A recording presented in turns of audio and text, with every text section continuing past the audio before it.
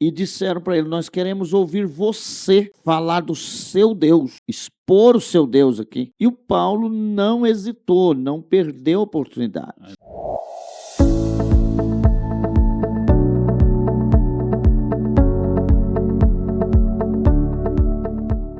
Existem as coisas futuras, elas estão por acontecer. Umas nós precisamos ficar na expectativa para vivê-las ou vivenciá-las, e outras precisamos de livramento para não chegarmos a elas. E o juízo final é um acontecimento inevitável de acontecer. Agora, ele é evitável para que a gente esteja lá sendo julgado ou não. A gente pode não estar no julgamento final. Eu já vi uma vez uma igreja, uma peça de teatro, onde o pessoal entendeu muito mal sobre a questão do juízo. As pessoas que não buscam a palavra, que não recebem o ensino como nós recebemos aqui, elas às vezes pensam que o juízo final é para todos, e aí vai chegar lá um crente e Jesus vai falar, absolvido, vai por aqui. E vai chegar lá um outro que não é crente e Jesus vai falar, não, você vai por aqui, vai pro inferno. Porque eu vi isso dentro de uma igreja, uma peça de teatro assim, feita por jovens. Também já vi. O senhor também já viu. Acho que nós vimos no mesmo dia.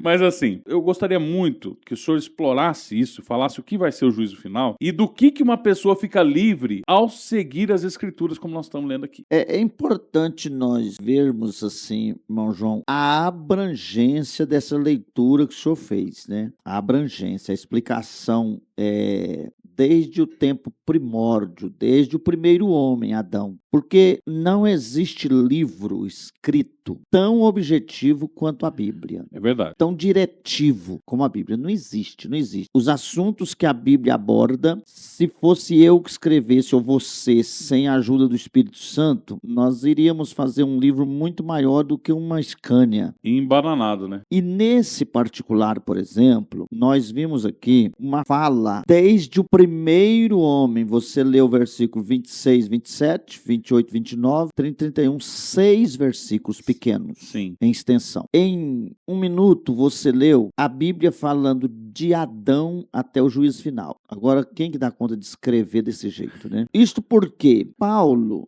ele estava num centro cultural da época, né? Paulo estava na Grécia, né? Paulo estava em Atenas. Existia um lugar como se fosse um palco para que as pessoas discursassem, falassem sobre o seu Deus, chamado Aerópago, onde Paulo aguardava uns irmãos para encontrarem ali em Atenas. E ele, enquanto aguardava os irmãos para encontrarem ali, para viajarem, Paulo foi até este local. Chegando lá, ele viu um altar de um Deus, outro altar de outro Deus, outro altar de outro Deus. Em cada altar estava escrito qual Deus que era, né? Deus de quem? E ele foi observando.